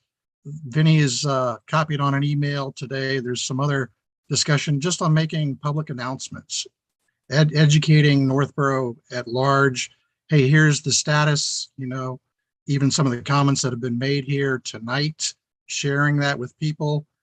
There's another idea out there. Could the Trails Committee, post some information at the trailheads at Pisgah, just to let people know what's going on and what's up? Yes, I got that email this afternoon, and there was a response from Bob Halick, the chair, And he said he was going to work with, it was one of the members, Florian, maybe, with maps and to come up with kind of a description, a post at the entrance, or the entrance says, to Mount Pisgah, to do that public education, because everyone heard about the fire that's going up there, and you walk through and you see it, but we need to get a little more information out there. And I plan on working with Bob and with the Trails Committee to try to put a notice together to get that out there for the public. Hey, Vinny, we should probably put something also on the Concom website, Okay. because folks might go there instead of the NTC website or vice versa, but let's cover both areas. Yeah, we can do both. Yep.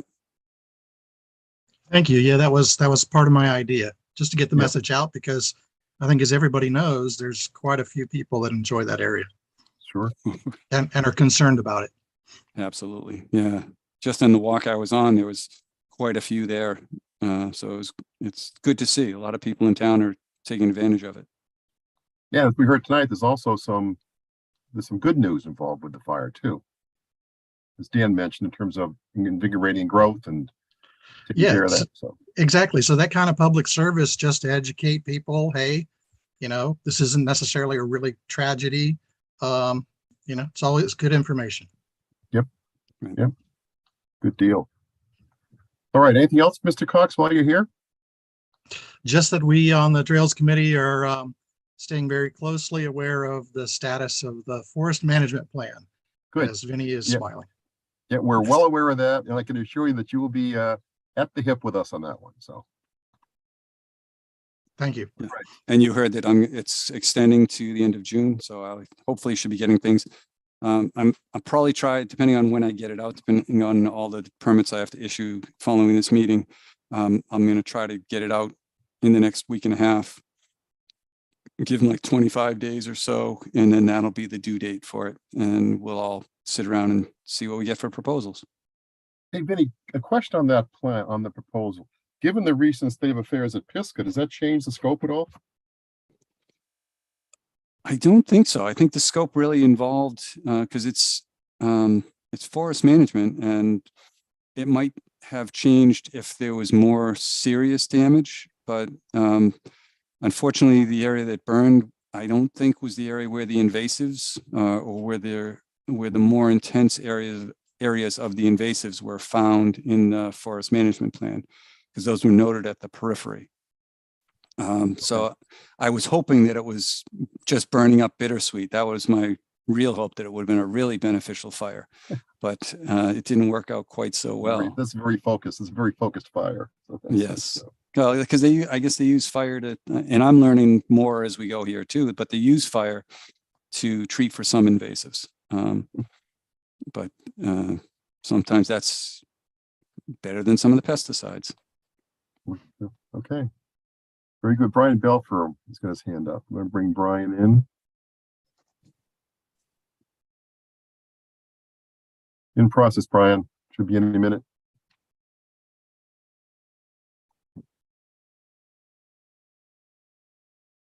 Mr. Chair, may I be excused? You certainly may, Todd. Yeah, good luck with your meeting. Thank you, sir. Talk to you soon, Scott. Thank you, Todd. Thank you. All right. Brian Evening. Belfer, welcome. Thank you. Just as a small continuation on the informal discussion, I have spent countless hours up at Pisgah, both prior, during the event, and after. I have no doubt that the forest itself is going to recover beautifully from this.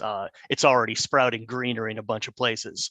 And what has become apparent, which Vinny touched on, was the extensive damage to the Sparrow Trail, which was widened through leaf blowing and raking, and then having four-wheelers tear up and down it endlessly.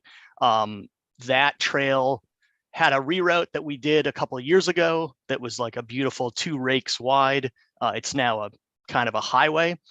So our intention as Trails Committee is, as Vinny was saying, just to narrow it up, bring the leaves back onto the trail, try to put the footpath somewhere where it's not horribly eroded, and otherwise decrease the size of the trail. And we also noticed on the Berlin Road Trail.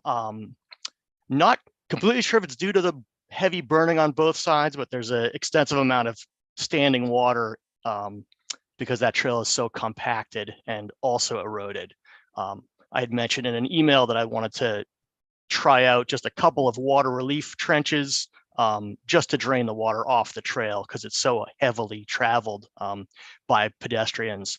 To the best of my knowledge, there's no wetlands up there, and anything that we do would be basically just within a couple feet of the trail, effectively to try to take the cupping out, give the water somewhere to go so it can spread out into the forest a little more. So, and I have extensive pictures from up there that I'm happy to share. I also have the copy of the original fire map showing where the fire started. I'm happy to share that via email. Oh, you do have that. Okay. I do indeed. Excellent. Anyway, happy to share any and all of that if anyone's interested. And I would certainly encourage everybody to go take a walk up there because it's pretty fascinating looking in its current state. That's all I That's have. why I was planning on contacting you to get the map to try to put together something for the signs or outreach for the notice on the websites, the Trails Committee and the Concom's website. Yeah, I think the bulk of what, obviously the Trails Committee doesn't really have any intention of forest management. It's really trail management. And I think the extent of our notifications would be is that the trails are safe to travel, but there may be areas where we're going to narrow it down. So try to adhere to effectively walking a smaller line when possible. All Right. relatively, simple common stuff. Yeah, and I think that's As you great. guys are staying close to Vinny, right? And Vinny will know if there's any sort of jurisdictional impact to anything you're proposing here. So it's the right contact. Yeah. Right, and doing the common education, it may not be the exact same responsibilities, but it's the same location. So if we can both post it, I think I can post onto the Trails Committee's website. And then I can definitely do the conservation so we can get the public aware of what's going on. Good. Sounds good. And guys, All right. there's no areas that it's closed right now. Like there's nothing that's closed off as far as the trails go. Okay. No. That's just good as a couple of people have asked me too, just kind of what's going on. And I said, I'm not sure, but if there was a map or so, if there was something closed, obviously we could post that, but it doesn't seem like we need to. It's more just trying to stay tight and let some growth start to come back. Yeah, absolutely. There's no public danger up there at all. The fire crews did a fairly large amount of widening and tree cutting adjacent to the trails to handle the fire breaks. And a bunch of us have walked pretty much all the burned areas, at least within the Northborough area, to look for any weird overhead stuff. There's a couple minor standing burn trees, but there's no more immediate hazards than there would have been on a normal day, at least on the Northborough side. Good. And that's our main concern, right? The Northborough side. So. Yeah, well, I make sure the Berlin side is not dangerous too, but right. Most of the burn was on our spot. Oh, was it mostly, what percent would you say was Northborough versus Berlin? 80% Northborough. Really, that much? Okay, 80-20. No.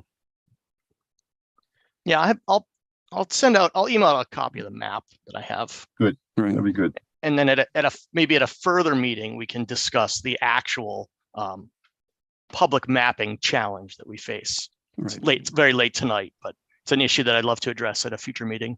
Sure. Yep. Good. All right. Very good, gentlemen. Thank you. Thank you for your support, certainly to the area, the trails. It's we're very fortunate to have the NTC. Yeah, and Brian was key in the response. I mean, they were calling, looking for someone that knew the trails because some of their trails were not mapped that were on the Fish and Wildlife area. So Brian was the trails expert, and he was out there on the site working hard. Good stuff. All right, gentlemen. Have a good evening. We will be talking to you soon. Thank you all very much. Thank you.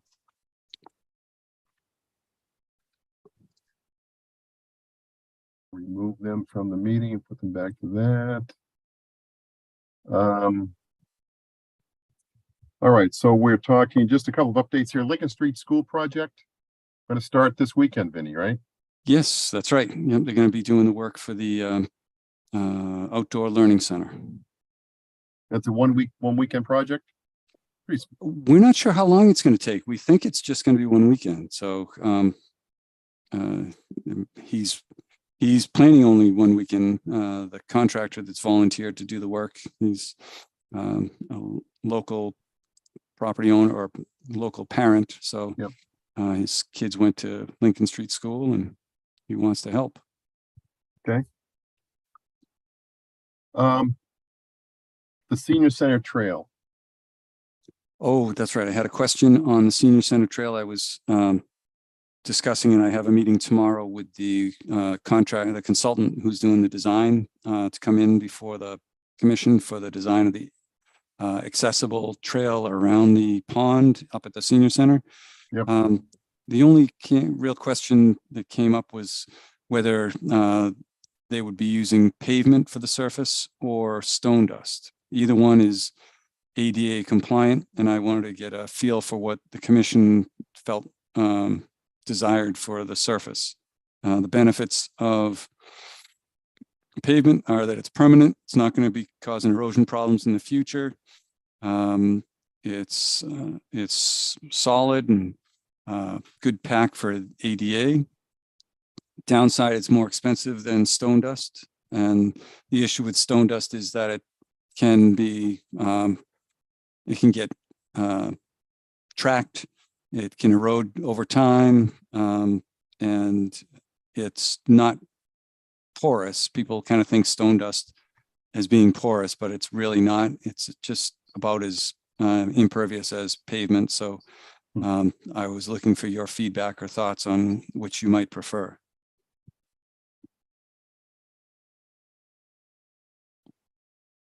Sounds like you're selling us pavement, Vinny. That's what it sounds like. Right? I'm just thinking for maintenance, because I think we're going to be going for a grant for some funding, but I don't really know what the funding process is. If you can afford it, pavement seems like the better way to go, but I don't know how much more pavement is than stone dust.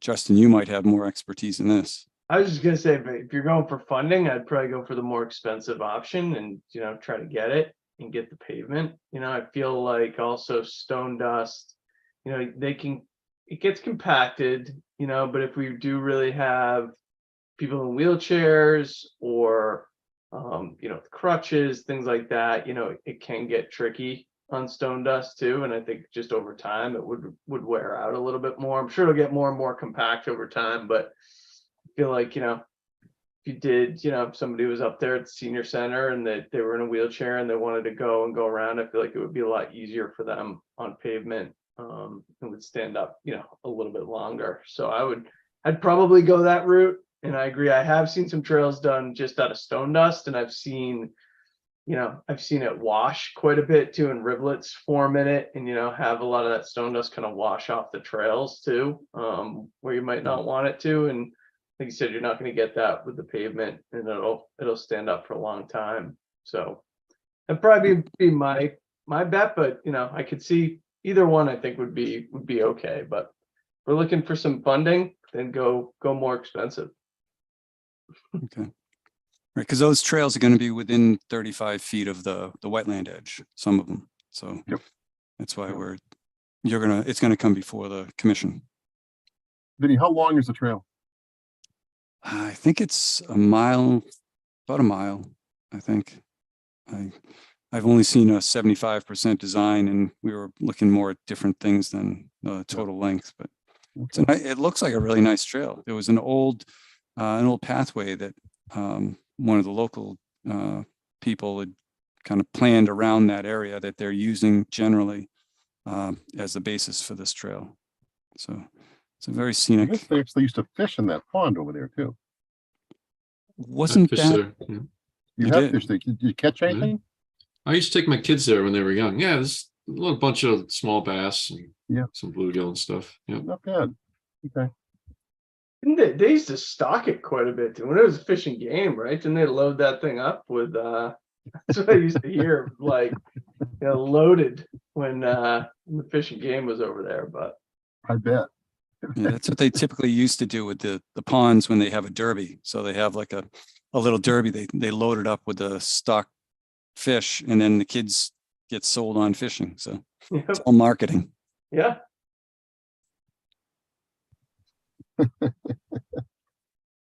All right. Golf training school. The left I have is a golf training school, School Street, the golf training center on School Street. A little violation we have there. Yeah, they I guess they've been there for 30 years. I got a report of some activity within the buffer zone around the pond. So I went out and looked at it, and yeah, they cut some of the trees in the area just beyond the pond from the driving range side.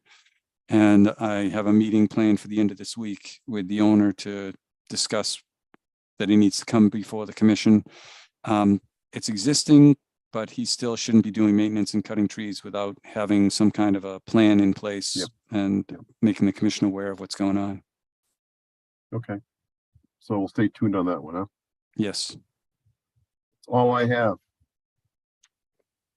Yeah, that's good. I also had Anything else, Vinny, from your side? that I don't have any photos. I was just looking for it for 287 Church Street. A couple of years ago, the commission approved a compensatory flood storage area next to a house on Church Street, and looks good. It's functioning well.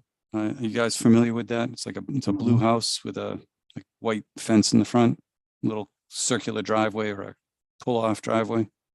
Yeah, I think you put in your memo, Vinny. Yes. I think you put a Yeah, photo there's in a there. picture in the memo, Couple- Looks yeah. like they put a couple trees within that area. Yeah. Yes. And I'm going to meet with their engineer or designer to talk about how we can resolve the filling in the floodplain. They're going to come up with an option. I'm not sure what they're going to be proposing, but I just want to let you know that that's going on. So if you drive by and see it, it's all in the floodplain works. though, right? It's not wetlands. This is, I think, isolated land subject to flooding. Well, over it is there. They wetland plants created growing. this- I remember they created this area Right. a while. I've driven by it a number of times and seen, kind of things around it. It doesn't seem like I know they planted a lot of vegetation and things in there at the time, and I'd wonder, it'd be interesting to hear from their engineer or, whoever you're talking to, Vinny, if they feel like that stuff has taken or started to thrive or anything too. I feel like when I drive by it, it looks a little barren and a little kind of mucky, but I don't know. We've also had a lot of rain too, so that might be what I'm thinking of too. Right. And that's the thing is it's always wet. And it's a flood storage area, but they dug it down to the point where they're in the groundwater. And the plants that are growing there, the high bush blueberry and some of the other plants are doing really well. They also have, they say they have bug issues, so they had the thing sprayed. And so what he was really trying to do was plant a couple of willow trees to suck up as much water as he could, which is a great idea, but it was just the location that he needs to get it right, so he doesn't take up the compensatory storage. So it is a constructed wetland, so it's not jurisdictional wetland for the commission, but the characteristics are still that it's wetland plants growing in there. Okay. All right. Anything else, Vinny, from your side? That's everything. That's it. Dan, anything from your side? No, I'm good. Good. Justin? No, I'd say we're pretty efficient though. 8 o'clock, we had a lot of things on the agenda, so I think we hammered through them pretty good. Yeah, we put a lot down the road. Good though, meeting too, so- management on your end, Greg. Yeah, Greg, that's good. All right. So Vinny, anything we know coming in for June outside of these continuations? Let me pull up, have an agenda for the June meeting.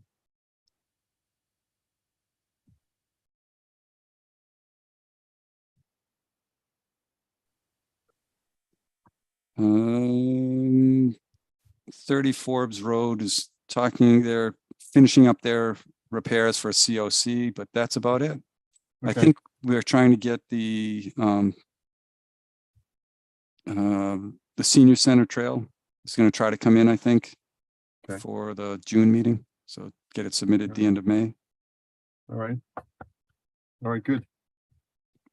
With that being said, we can, We think people Need a will be motion? showing up. No vacations for June 12th. yeah, we're getting into vacation season. June is a little bit early for people with kids in school, but I mean, it's getting close. So, I'll be there. okay, Yeah. good. I should be around. All right. Need a motion to adjourn. So moved. Second. Roll call. Dan Clark, Yes. Justin Dufresne, Yes. and I'll vote yes. Vinny, thanks for the prep, and Owen, thank you for your support tonight. Good as usual. No problem. All right. Thank you. All right. See you Good night, guys. guys. All right. Bye-bye.